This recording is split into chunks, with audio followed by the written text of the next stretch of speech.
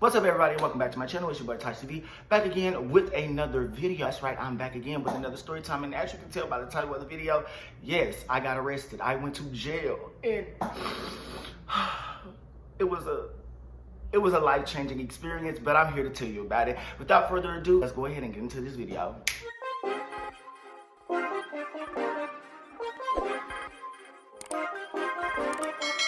Alright, you guys, so I'm gonna tell y'all about the time I got arrested. Now, this was recent. This was at the end of January. So this is very recent. I know y'all are like, oh, I know a lot of y'all are probably shocked. Not Taj. Yes, bitch, me. I went to jail. So without further ado, let's go ahead and get into the story time. Oh God, the ghetto. So this took place, I say almost a month ago. It's been like 3-4 weeks now, but I'm just here to break it down to you. All right, this took place on I think a Sunday. Yeah, it took place on a Sunday. So it starts off with a friend inviting me out to brunch. Okay, so a friend texts me, a friend asks me, hey, do you want to come out to brunch with me and a few friends? And I'm like, okay, yeah, boom, boom, boom, cool, get me out the house. So as you know, brunch is during the day. So of course we go to the first restaurant. Cocktails are flowing, drinks are flowing, we are having a good time, dancing, the music is pumping. I'm with my friend, he's with his friends, we're all having a good time. So, you know, I'm taking shots, everybody's taking shots around the table, everybody's drinking, we're having a good time. Everything is good, everything is fine and dandy, but in my peripheral, I see somebody that has been talking shit about me, is somebody that has been going around town spreading lies about me and really out here trying to smear my name. So I paid it when I seen this person, because you know how when you see a person that they popping all of that, but then when they see you in person, it's not their same energy. So I was like, okay, I'm not here with my friends. I'm here really alone, so let me just go ahead and just keep it cute. I know that girl see me, I see her, but I never let a bitch ruffle my feathers and get me out of character. So back to the group. We eating, we outside to smoke, we smoking hookah, we all having a good time, right? It's like, now let's go to the next spot. So if you live in Dallas and if you know that the Sunday spots are OT Tavern, Club 3606, and then there's this new club called Room 111 or something. It's a new club, don't quote me. But really all the gays go to OT Tavern and 3606 because they're connected by each other, and basically Sunday is gay night. So me and my friends, you know, they leave, I drive my car, so they meet me there. So I'm on the way there, I get there, I get in, you know, at first we go to OT Tavern, we sit there and we drink a little bit, we chop it up a little bit, and they have these strict COVID restrictions now. So you can't stand up, you can't dance, you can't do nothing, if you don't have a drink in your hand, you can't do nothing basically. So you have to sit down, and it's basically what's born. But nevertheless, we stayed there for a couple of minutes, and then we went to Club 3606, right next to OT Tavern.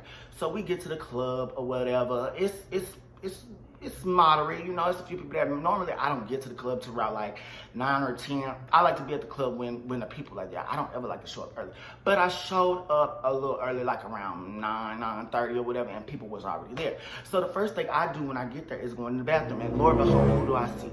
For the purpose of this video, we're gonna call this person Botch Booty, because that's exactly who they are. Botched Booty. That's what we gonna call them. Botch Booty. So Botch Booty was in the bathroom, and so I go in the bathroom, and Botch Booty is there on the phone by herself. No clique, no posse, no entourage, no yes man, no nothing. So me being the problematic bitch that I am, I step up to her. And now, back to this bitch that had a lot to say about me the other day in the press. Miley, what's good? Hey. So do you got a problem with me? Straight up, do you got a problem with me? Because it's funny when you have all this to say with bitches around you and with people around you, but when the source comes to you, it ain't no smoke. So she on the phone acting like she don't hear me talking to her, so I get in her face and I'm like, if you got a problem with me, make sure you address me, baby. Make sure you address me, baby. Don't take it to everybody else. Bring it to Taj. Bring it to me. Bring it to the source. And it was head down, yes sir. Very much keep that same energy. So I go to the session with my friends. We sitting down, we drinking, we you know, kikiing. Then my friend, this is kind of where the night went left. Because the people that I came there with, my friend, started getting mixed with everybody else. Like, I don't know about you, but I don't like all that friendly shit. I don't like all that, like, I don't rock like that. Like, don't get me wrong, like, I'm friendly, I'm cool, calm, down to earth and all of that. But when you get the hugging and kissing and licking and sticking on everybody, leave me up out of there. Leave me up out of there. And dude was very much giving groupie energy. So I went and sat in the section with some other people. Because me, I'm a schmoozer. I love the people. Hi, yes, fabulous. I love the people. So there was a guy and another female sitting next to us. And they was turning up with us. So I went and got them shots. We were smoking hookah and stuff. Because if the energy not right, I'm going to move around. So basically, that's what I did. So I'm at the bar. This is where the smoke came. Botch Booty comes to the bar. And she's picking. She's picking. So I walk up to her again and ask her, is there an issue? Is there a problem? And she said, no. This time she went and got her little posse, and her posse is coming over there. We had words, and security is breaking us up or whatever. So, and my thing is, keep that same energy.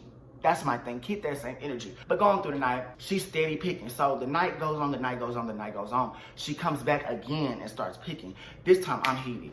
This time I'm like, bitch, what's up? What's he? So security trying to break us up. So security is escorting me out the club at this point because I'm ready to fight this hoe. So security throws me out the club. I'm literally furious right now. I'm heated at this point because this bitch has been playing with me and you not gonna disrespect me.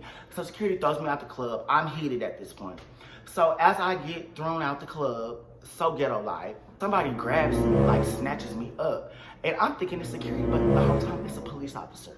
When I say I blacked out completely and pushed the cop. No, you didn't push the cop. Yes, I did. I pushed the cop. So they done slammed me to the ground. Black Lives Matter in my ass all the way to the ground. They done handcuffed me, threw me to the ground, threw me in the car. When I say I went belligerent, I have never went that crazy before, y'all. I was saying things that if y'all heard what I said, y'all would really cancel me if y'all heard some of the things that I was saying to this guy. But nevertheless, child, I was in the back of the car, handcuffed like, I was going in like you. I was cussing. The whole club could hear me cussing. So the cop done put me in the back of the car, child. I'm going off. Like when I say I'm handcuffed, and they put the handcuffs on me tight. Bitch, I'm in the back of the car like, I'm going belligerent. I'm cussing. I'm just going crazy. Cop was trying to get me to calm down, but I was clearly intoxicated. But, the cop put me in the back of the car and he was like, I'm not gonna charge you. And this is why I came in clutch because I fucked up. And ultimately I can say I fucked up. I'm gonna take full accountability for my actions. I should have never pushed that cop. I could have been charged with the felony, y'all. I could have been charged with the felony and I could have been sitting in a cell for a very fucking long time. But by the grace of God, he didn't charge me with that. The reason why he took me to jail is because I pushed him. Now, it took me to jail, y'all. When the car pulled off, I just was over. I was like, they gonna take a bitch like me to jail? Do you not know who I am? Do you not know who I am? So they put my bitch ass in their car and took me to the drunk tank. So I was just so like infuriated. Like I was just like, please don't take me to Lusteric. Please don't take me to Lusteric. If you don't know what Lusteric is the big jail here in Dallas. But they took me to the drunk tank because they put me in a cell. So this is my first time being in jail, y'all. So all of this is new to me. So they took me to this dirty ass fucking jail. Had me take off my stuff. It was just one of the horrible experiences. They put me in a cell with everybody, even with COVID. I was like, oh. This is where you live, honey. Let me see what's going on. Oh, Delvin, show me around. Ooh, honey, white refrigerator, put on your shoes. I was shocked, honey. I was in tears almost. And it has a white refrigerator. I was like, oh, not a white refrigerator. Girl, please put your shoes on. Let's go find you a home, honey. Oh, Lord. So I'm in the cell still cussing. Still going out, still cussing, still calling them all type of punk bitches, like everything. I'm calling them every word in the book. If it's a cuss word, if it's a slur, if it was negative, I said it. So I sat in the cell for like 45 minutes with other people, and then they did me a little physical. They asked me did I need medical, whatever. Took 2 of my fingerprints and took me upstairs where they threw me in a cell by myself with a hard-ass mat. They threw me in a cell with a hard-ass mat. Like the mat wasn't even, like, the mat was basically the floor. And the toilet was the same place the water came out. Ooh. Velvet, put on your shoes. Now, I don't know about you, but I'm not a troublemaker and I don't get in trouble with the laws. Within my 24 years of living, I have never been in trouble with the police. I am a tax-paying, law-abiding citizen. I don't get in trouble with the police. I respect the boys in blue. But that day, they taught me a lesson, okay? They gave me an ass whooping that I would never forget, okay? Not a physical ass whooping, but a mental ass whooping. Because your parents can't whoop your ass, but them cops can take your freedom away. I knew it was real when they locked the door. Mind you, y'all, I went to jail like around 11, almost 12 o'clock at night.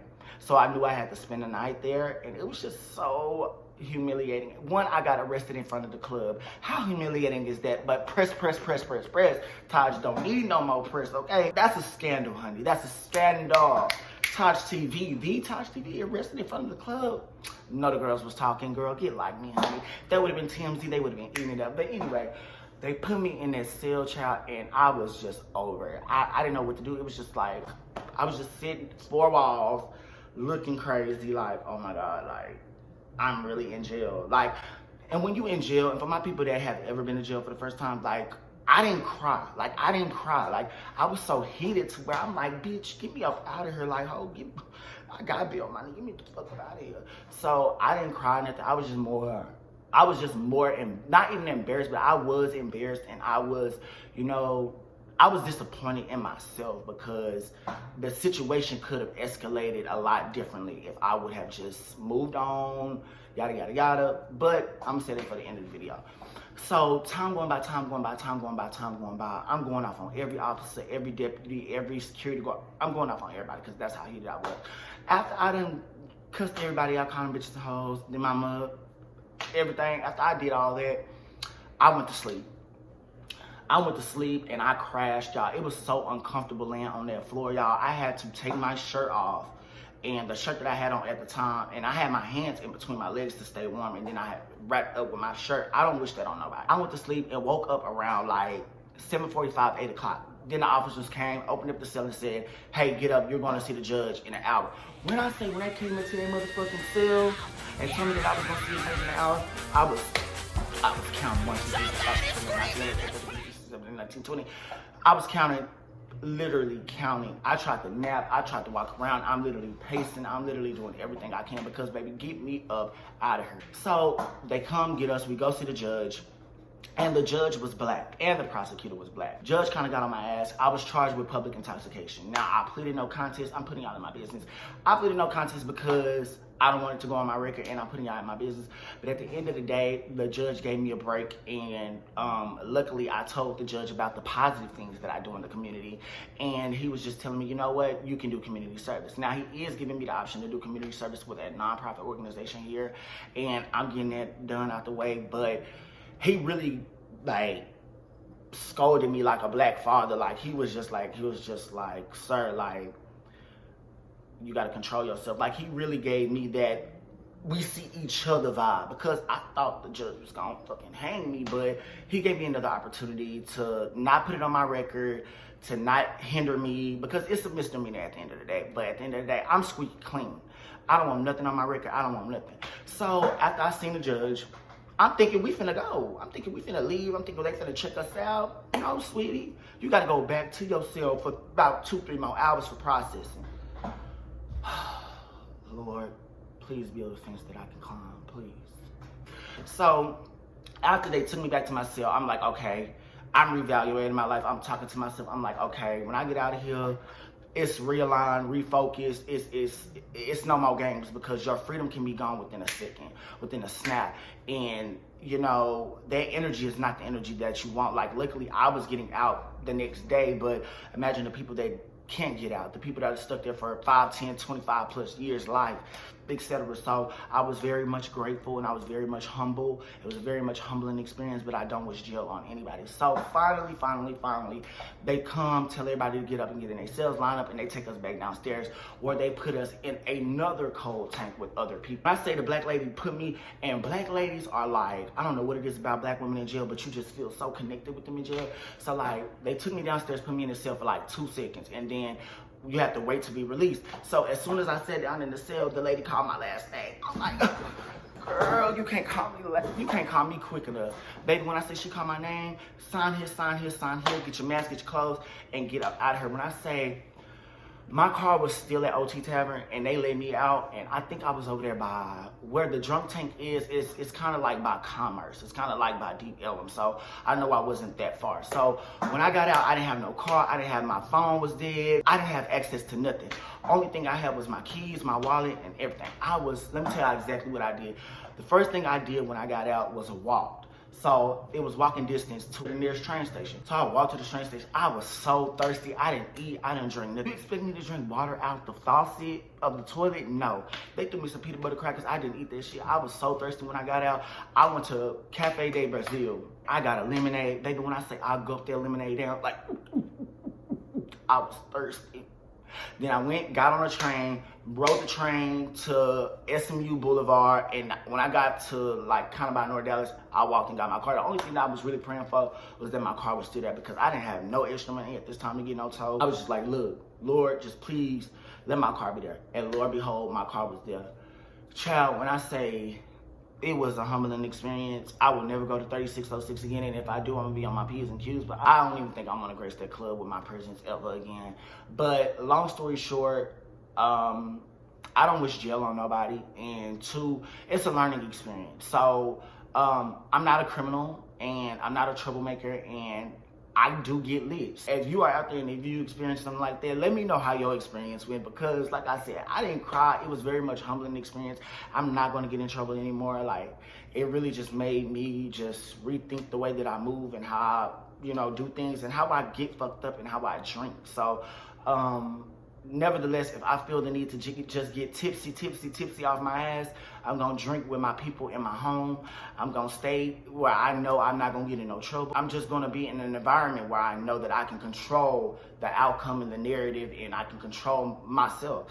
I'm only responsible for myself. So I am gonna be an adult and take accountability. I should have never pushed the cop. Thank God that he didn't charge me with a felony, so I can move on with my life. Overall, you guys, I am good. I am good. I am good. I just want to let you guys know that, sometimes shit happens and you just gotta learn from the outcome of it. So at the end of the day, you guys, I hope you like the story time. Let me know if you've experienced something like this before. Make sure you follow me on all my social media. Make sure that you hit that bell notification so that you don't miss a notification every time I drop a new video. And until we meet again for another video, this is TajTV signing out. But like I always say, stay messy, not too messy, but with just a little bit of shade.